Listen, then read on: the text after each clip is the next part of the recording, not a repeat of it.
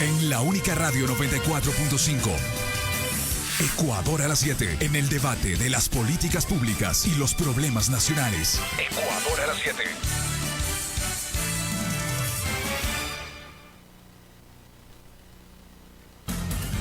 Está en ti, está en mí. Practicar y fomentar valores por una sociedad mejor. Afiancemos nuestros valores. La compasión es la comprensión del sufrimiento ajeno, acompañado de alguna acción que permita aliviar la situación de forma temporal o permanente en bien de esa persona. Pongamos en práctica la compasión. Practicar y fomentar valores por una sociedad mejor. Afiancemos nuestros valores. Una campaña social de la única radio 94.5 FM. UNICA, ¿lo tienes? UNICA. Ahora 945. Grábalo en tu cabeza. La única 94.5. Está en ti, está en mí. Practicar y fomentar valores por una sociedad mejor. Afiancemos nuestros valores. El discernimiento. Por medio del discernimiento percibimos la diferencia que existe entre una o varias cosas. El valor del discernimiento es la cualidad o facultad de las personas por la cual podemos conocer y distinguir lo bueno de lo malo, lo justo de lo injusto, lo conveniente de lo inconveniente. Pongamos en práctica el discernimiento. Practicar y fomentar valores por una sociedad mejor. Afiancemos nuestros valores. Una campaña social de la única radio 94.5 FM. En la única radio 94.5. Ecuador a las 7. Periodismo serio y de calidad. Ecuador a las 7. En Ecuador a las 7. El invitado.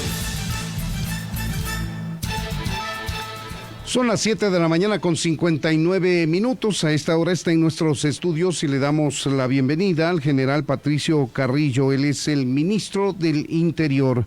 Señor ministro, bienvenido a Ecuador a las 7. Buenos días. Buenos días, Freddy. Un saludo a todas las personas que nos escuchan a esta hora de la mañana. Gracias. Quisiera empezar esta entrevista por una reacción suya, a pesar de que la reacción del gobierno ya la conocemos, en torno a este habeas corpus que sorprendentemente, sin que haya petición de parte de por medio, que es un requisito fundamental para la concesión de un habeas corpus, se ha otorgado por parte de un juez de Portoviejo la excarcelación del ex vicepresidente Jorge Glass y del señor Salcedo Bonilla, vinculado en la comercialización de insumos y medicamentos durante la pandemia y algunas otras irregularidades que se investigan. ¿A qué responde esto, señor ministro? Bienvenido nuevamente. Gracias, Freddy. Yo creo que en el Ecuador entero ya está sorprendido de la forma como está actuando la Administración de Justicia. Este es un tema recurrente, repetitivo, diferentes mecanismos jurisdiccionales se están utilizando para manipular a la administración. En este caso puntual, un juez que fue con fecha anterior a la emisión de las boletas de excarcelación y a la resolución que toma, llamado a un juicio, a un auto de llamamiento a juicio contra el juez Molina. Sin embargo, él, que ya no tenía jurisdicción, lo utiliza. Emite boletas de carácter manual, no las sube al sistema, siendo una responsabilidad de él, si no lo hace en términos posteriores, justo para provocar un hecho como el que hoy estamos mirando. ¿Qué estamos haciendo? Pidiendo la revocatoria, indiscutiblemente, una denuncia en el Consejo de la Judicatura, y a su vez pidiendo la anulación de esas boletas por todas las inconsistencias que existen. Además de que fueron emitidas manualmente, hay algunas dudas por los números de cédula, hay otros temas que me imagino fueron o tienen una intencionalidad de provocar justamente un escándalo nuevamente. ¿Y a qué se atribuye esto? ¿Hay una petición de los abogados, del señor Glass, del señor Salcedo? Mire, la defensa técnica, yo no he escuchado nada todavía de la defensa técnica. Lo que existe es un pedido de habeas corpus de un tercero, efectivamente, en donde se les incluye a ellos aparentemente por una situación relacionada con problemas de salud. Un informe también de salud que lo tenemos que revisar, un médico que llega con unos pocos días, luego sale con licencia elaborando solamente estos informes. Entonces aquí hay mucha utilización de mucha manipulación más que utilización del recurso. En todo caso, el SNAI, que es a quien le tocaría acatar esta excarcelación, no lo va a hacer. En todo caso, el SNAI lo que está es primero verificando la legalidad. No se puede dar cumplimiento a una orden de autoridad judicial que no tenía ya esa capacidad jurisdiccional y pedirá los informes que correspondan a quien tengan que solicitarlo, incluida la misma Procuraduría.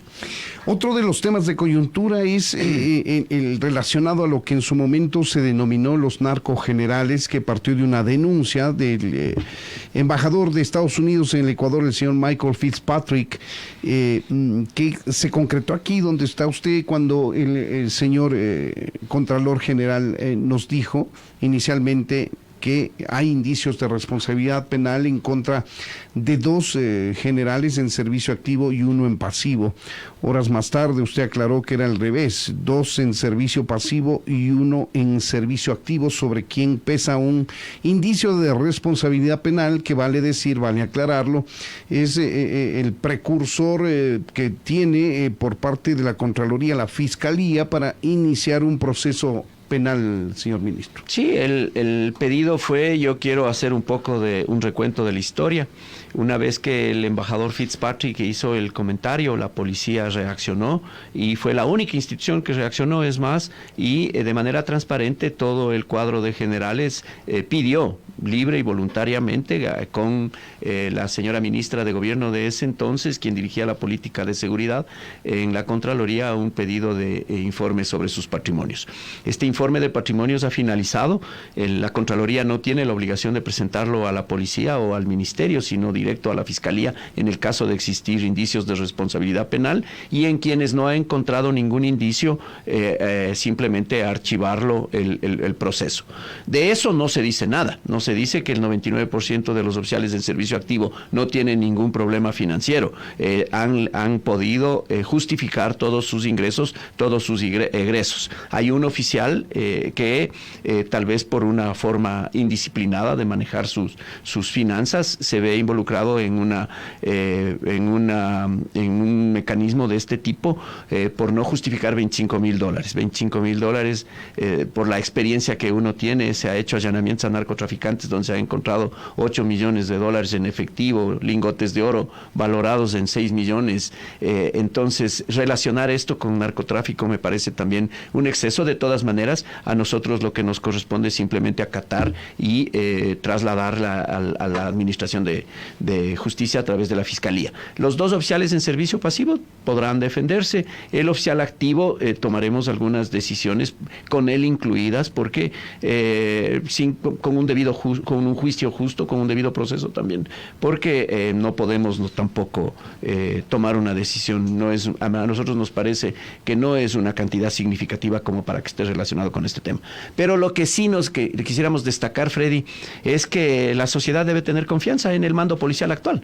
Si no se han encontrado responsabilidades y se ha determinado que sus patrimonios son los que están acorde a sus ingresos y egresos y a sus actividades extra también que pueden tenerlo, o muchas otras formas como consiguieron el patrimonio, está legitimado y legalizado con este informe. Claro, ciertamente da tranquilidad que luego de un examen especial minucioso que coteja los ingresos, fundamentalmente los bienes del mando policial, el resultado sea que la mayoría, vale decir, el examen fue sobre 25, pero hay un matrimonio de por medio ahí. Así es. Entonces se resume a 24 exámenes especiales. De los 24, 1 en servicio activo no puede justificar $25,000 aparentemente, y por eso tiene un indicio de responsabilidad penal. Lo que vemos es que usted ¿usted cree que no hay ninguna vinculación de ese oficial con actos ilegales, ilícitos? Al menos por el mecanismo económico-financiero hecho en el examen especial, no. Pero siempre, nunca se puede descartar, ¿no? El crimen organizado, el narcotráfico, los mercados ilegales siempre están buscando cooptar gente que tiene algo de poder o que puede facilitar o ayudar. En este caso puntual yo diría, el grupo de generales, sin que pueda asumir la total responsabilidad, yo creería que la sociedad debe tener confianza de que es un grupo serio, profesional, que está trabajando en favor de los ciudadanos. ¿Pero qué cabe en este caso cuando hay un IRP que pesa en contra de uno de los oficiales del alto mando policial? La Fiscalía y el Consejo de Generales se reunirá y el Consejo es el que, sí, y administrativamente el Consejo de Generales tiene la obligación de reunirse. Yo he dispuesto ya al comandante general que lo haga para que emita una resolución. Esa resolución se la presentará al ministro y el ministro del Interior trasladará los escenarios y las recomendaciones al presidente de la República. ¿Cómo es catalogada esta? ¿Con una falta leve, una falta grave? Eso lo determinarán, grave? Justamente eso lo determinarán en las instancias institucionales y nosotros políticamente tomaremos las decisiones que correspondan.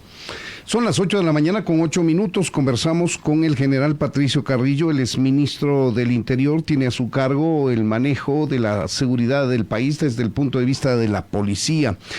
Y ya que estamos hablando de este tema, ¿cómo mira usted, general, el hecho de que la Asamblea haya acogido solamente 20 de las 21 objeciones que el presidente envió para la aprobación, o vale decir la corrección desde el punto de vista del Ejecutivo de la Ley de Uso Legítimo de la Fuerza? Y lo que ha dado como resultado es la insistencia en una versión que no cumplía las aspiraciones de la fuerza pública, entiéndase la policía y Fuerzas Armadas. Mire, el presidente de la República recogió las objeciones que presentaron Fuerzas Armadas y Policía Nacional. Y yo quiero iniciar manifestando que la Asamblea Nacional, la comisión, el asambleísta Narváez, que lo preside, han hecho un gran trabajo porque pasamos de tener un reglamento a una ley y eso ya es un adelanto. De una ley amplia, de una ley extensa, se presentaron efectivamente 21 objeciones, 3 tenían que ver con generalidades, otras eran de términos genéricos y en temas de derechos y en temas de obligaciones para los servidores policiales habían 4 objeciones que son las que ahora nos llevan a esta polémica. Y algunas de esas sí merecen un debate mucho más amplio porque está en juego la posibilidad de que le demos o no le demos la confianza necesaria al uniformado para que pueda actuar. O mantengamos una aparente parálisis porque no existe la comprensión adecuada cuando sucede un hecho fáctico de manera excepcional en la cual se ve involucrado el uniformado y se juzga como un delito común. Entonces, los artículos que nos llaman la atención son aquellos en los que se insiste desde la Asamblea Nacional que debe haber una responsabilidad para quien lleva la conducción, la directriz. Y eso tiene un sesgo, porque a mí me parece que tiene un sesgo porque estamos mirando únicamente la ley de uso progresivo y gradual de fuerza desde una visión de mantenimiento del orden público, pero no estamos mirando desde la cotidianidad, no estamos mirando desde el enfrentamiento que tiene un policía en la calle con un delincuente sobre el cual también hay que hacer uso progresivo de la fuerza para impedir el desarrollo de un potencial delito. Eso es lo que hemos advertido, señor ministro, que el foco del análisis de esta ley y cómo fue aprobada fue en función de garantizar a las organizaciones sociales su derecho a la protesta y generando los recaudos del caso, maniatando,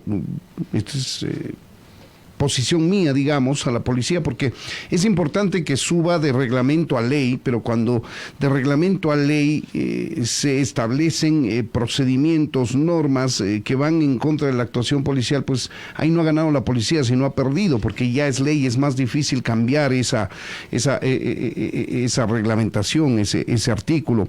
Pero a donde iba, la policía, por ejemplo, no puede actuar en una manifestación donde hay brotes de violencia cuando la manifestación es considerada generalmente pacífica.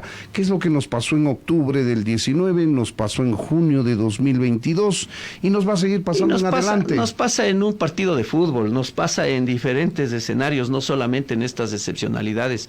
El tema es que cómo se puede pedir que se concrete una amenaza y que cuando ya se concrete la amenaza recién ahí se empiece a aplicar el uso progresivo de la fuerza. Si la amenaza se concreta activando el arma del potencial delincuente contra el policía y por desgracia lo mata, ¿cómo puede el policía responder con ello? Son esas ambigüedades, lógicamente, las que generan estas desconfianzas y las que nos llevan a esta comprensión. Pero pasa también muchísimo esto porque tengamos o no tengamos los recursos necesarios para capacitar y para adiestrar y entrenar a nuestro personal. El uso progresivo de la fuerza, más allá de ser unos articulados, lo que necesita es ser doctrinariamente aplicado por parte del policía con procedimientos y con protocolos entrenados y habituados ya en su trabajar diario. Ahí nosotros pondremos mucho más énfasis y mientras tanto pediremos indiscutiblemente en algunos casos un pronunciamiento de la Procuraduría, un pronunciamiento de la Corte Constitucional para la reglamentación que nos veremos obligados a elaborar. Ayer conversábamos con el director de talento humano de la policía, el general Olivo, y él no descartaba la posibilidad de presentar una demanda de inconstitucionalidad. Por ejemplo, en temas como que algún error, desmán, mala actuación policial en la calle por parte de un policía que esté practicando una operación, eso se lleva en cadena de mando hasta el ministro, hasta usted. Así es, pero más allá de la vocería que pueda hacer una persona, estos son temas que ya pasan por un pronunciamiento institucional que tiene que valorarse, tiene que hacerse un taller adecuado para ver todas estas inconsistencias y ya trabajarlo políticamente luego. Yo asumo una responsabilidad, inclusive creo que nos faltó comunicación en la Asamblea Nacional entre el Ejecutivo y el Legislativo para armonizar de mejor manera estos dos artículos que creo que son los sensibles, ¿no? Armonizado de mejor manera creo que hubiéramos podido solucionar, pero muchas veces también pasa por estas mayorías que se arman y que por hacer oposición se mantiene ceguera en algunas cosas. Pero sí se pueden mañana pedir una reforma puntual a los artículos. Claro, pero eso pasa por la decisión y la aceptación de los legisladores que vemos que están en otra línea totalmente diferente. Son las 8 de la mañana con 14 minutos. Conversamos con el general Patricio Carrillo, ministro del Interior. Señor ministro, ¿por qué no se pueden ejecutar los dineros que se le entrega a la Policía Nacional en Guayas, San Borondón y Durán, que es la zona 8 de la Policía Nacional? Hay, si no me equivoco, son 11 o 13 millones de dólares disponibles, pero los procesos burocráticos de contratación pública hacen que cualquier disposición de esos fondos sea lento. ¿Quién dice que no se puede al menos lentamente? Eso se hace más lento cuando existe de por medio un grupo de proveedores que siempre están pretendiendo que los dineros públicos se los maneje sobre la base de sus lógicas. Pero cuando se actúa con honestidad, se demora un poco. Yo prefiero a un dispendio de recursos públicos demorarnos un poco. Los 11.4 millones fueron trasladados desde el Ministerio de Finanzas a finales del mes de abril. Y yo soy ministro desde inicios de abril. A finales de abril el ministro Cueva ya hizo la entrega de los 11.4 millones. No todo eso era para inversión, algunos eran para gasto corriente, se ha venido utilizando ya para los recursos operativos de la Policía Nacional en términos de prevención, de investigación, de inteligencia. Ya se procedió con la primera entrega de vehículos, camionetas, 43 para el sistema investigativo, 37 están por entregarse, el contrato ya terminó, estamos terminando. ¿Son 76 o 43 y 37 son 80 vehículos 80. Que se entregan al sistema de inteligencia y al sistema de investigaciones. Estos vehículos eran absolutamente necesarios para el trabajo que se hace para identificar responsables del delito para unas necesidades puntuales. Ya la compra de patrulleros se demora un poco más, no existe en disponibilidad, sin embargo el proceso está muy adelantado, al igual que el de motocicletas. En el de motocicletas tuvimos un inconveniente con el CERCOP, en virtud de que hay proveedores que nos pueden entregar a un precio mucho mejor para las condiciones el mismo tipo de motocicleta que entrega el distribuidor autorizado acá en el país. Sin embargo, se está armonizando una compra directa, pero estamos armonizando para que el Ecuador no pierda un valor importante que podríamos comprar mucho más. Pero son 360 motocicletas también que vienen en camino. En el Ministerio del Interior, en el Ministerio de Gobierno, que todavía la decisión no se ha concretado, están manejando algunos procesos, especialmente de equipamiento, compra de chalecos, compra de algunos mecanismos de inteligencia, pero ya los proveedores no tienen las capacidades totales como para entregarlas, pero los procesos están adelantados. Eso está haciendo Ministerio de Gobierno. Ministerio de Gobierno, algunos procesos, otros Ministerio del Interior y otros, porque estamos en el proceso de división. Todavía los procesos que iniciaron en gobierno deben terminar en gobierno. Es porque estaban iniciados. Así es, estaban iniciados en gobierno y deben terminarlo, y los que ya iniciamos en Interior los estamos concretando. Por eso en el caso de Guayaquil hicimos transferencia directa para que sea la zona 9 y la Policía Nacional quien adquiera. Señor ministro, ¿qué pasa con las cárceles? Hay una aparente calma de momento, pero nadie sabe cuándo va a detonar uno u otro centro penitenciario. El problema de las cárceles es un problema bien complejo, es un problema estructural que lo estamos tratando de resolver sobre varias recomendaciones que inclusive no solamente organismos internacionales lo han hecho, sino la academia y la propia retroalimentación. Ya el talento humano está resolviéndose un problema histórico, están en formación agentes penitenciarios, queremos ahora desarrollar un proyecto para convertir a uno de los centros penitenciarios en una cárcel modelo, con una forma diferente de administrar. Estamos ya, la próxima semana se autoriza el censo penitenciario como otro mecanismo de información absolutamente válido para la toma de decisiones y para las acciones estratégicas. Se están tomando algunos proyectos, se están ejecutando y desarrollando en cuanto tiene que ver a la mejor convivencia, al desarme y a la pacificación de los centros carcelarios y penitenciarios. Continuamos nosotros creando, se está pidiendo desde el SNAI la creación de 2 centros de máxima seguridad, está mirándose y evaluándose la posibilidad. Estamos reduciendo el hacinamiento. Teníamos 38,000 PPLs, hoy estamos en 32,000. El indulto, se ha indultado a cerca de 1,000 PPLs, siempre bajo la normatividad y la legalidad. Estamos buscando algún mecanismo como con reforma necesaria se puede avanzar al otro paso, pero ahí continuamos en esta tarea, que es una tarea grande, es una tarea que no le corresponde misionalmente ni a la Policía Nacional ni al Ministerio, pero ni a Defensa inclusive, que también está participando, pero con buena voluntad lo estamos tratando para salir adelante. Estamos absolutamente conscientes que si no resolvemos el problema de las cárceles, la inseguridad va a continuar, y una de las demandas ciudadanas mucho más exigidas ahora es la seguridad ciudadana. Hay quienes señalan que uno de los principales problemas que tiene el sistema penitenciario ecuatoriano es la corrupción, y la corrupción que involucra inclusive a guías penitenciarios, a policías, a militares, a todos quienes de alguna manera estén involucrados en el sistema, a cambio de o dinero o de amenazas, obligan a una colaboración, por llamarlo de alguna manera, por parte de servidores públicos, las personas que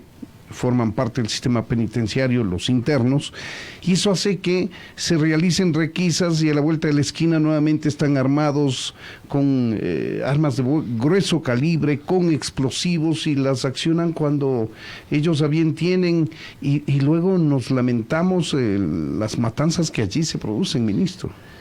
Freddy, yo creo que en el imaginario de la gente hay una incomprensión de lo que sucede realmente en las cárceles. En las cárceles el rol de la policía, el rol de los uniformados de Fuerzas Armadas y Policía Nacional es diferente. Ellos hacen una contención física. Ellos no pueden ingresar a los centros penitenciarios. No hay paraguas jurídico que mañana los proteja. Lo hacen de manera excepcional cuando hay una alteración del orden público y a pedido de la dirección del centro o de la misma secretaría. Esta contención física podría tener su porosidad, podría tener su complejidad, pero el problema no está en los medios, si al interior existen medios como para provocar toda estos actos de barbarie que ya los hemos observado. Son las motivaciones los que están atrás, y esas motivaciones sí pasan por un espacio de corrupción. ¿Dónde está la corrupción? En los procedimientos para los beneficios penitenciarios. ¿Cuáles se benefician? ¿Cómo se benefician? ¿Quiénes son los que arman las carpetas? ¿Quiénes son los que hacen los traslados, la clasificación, la reclasificación? Y eso es una ausencia realmente durante muchísimo tiempo en la administración de los centros penitenciarios. El SNAI y los nombres que haya tenido anteriormente desde la dirección de cárceles, desde la dirección de rehabilitación social, ha tenido muchos problemas y muchos abandonos. Eso es lo que se trata de corregir. Ahí está el foco principal de la corrupción, en quienes arman las carpetas justamente para estos beneficios jurisdiccionales, en quienes llevan, y tal vez la falta de psicólogos, de criminólogos, de antropólogos, de gente que nos haga estudios respecto de lo que está sucediendo. La salud mental en los centros penitenciarios es absolutamente deteriorada y lo hemos observado ya en el impacto final de los hechos. Pero ahí me parece que hay una injusticia con instituciones como la Policía Nacional y como Fuerzas Armadas, que con un fuerte contingente están dejando su misión principal para atender el sistema penitenciario. Si no corregimos desde el otro lado, desde las ciencias sociales, con profesionales para la rehabilitación y para la reinserción social, no vamos a avanzar. Y el gobierno nacional ha dado un gran salto. Este gobierno es el que ha presentado la política de rehabilitación social. Es este gobierno el que viene sosteniendo ya durante un tiempo de su periodo de gobierno bastante amplio la política de rehabilitación social. Entonces, trabajar en temas de derechos humanos es complejo y se vuelve mucho más difícil cuando no se incorpora a las instituciones que realmente protegen derechos humanos, como Fuerzas Armadas y Policía Nacional. Ese es el llamado que nosotros siempre hacemos. Y finalmente, el último de los procesos es el proceso de seguridad dinámica, que le conocen técnicamente, pero que pasa por comprender qué es lo que está sucediendo al interior de los centros, minuto a minuto, con la tecnología, con los informes diarios de los agentes que son los que conviven básicamente con los privados de libertad, de las actividades que hace cada privado de libertad para reducir el tiempo de ocio y tenerles en alguna actividad productiva, de pensamiento, en alguna actividad productiva para sacarle del vicio. Hay tantos problemas. Tenemos aproximado un informe no oficial, pero hay un informe. En un solo centro se detecta que aproximadamente el 60-65% de los privados de libertad son adictos.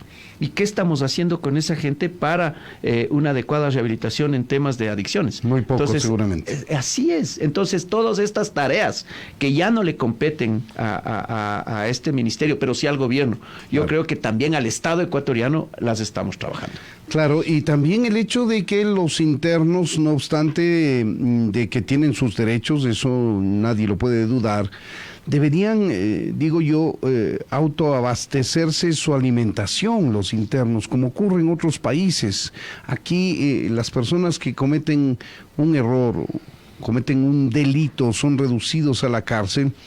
Estamos todo el resto de ecuatorianos obligados a su manutención, cuando en otros países los internos generan recursos que permitan al menos tener para comer.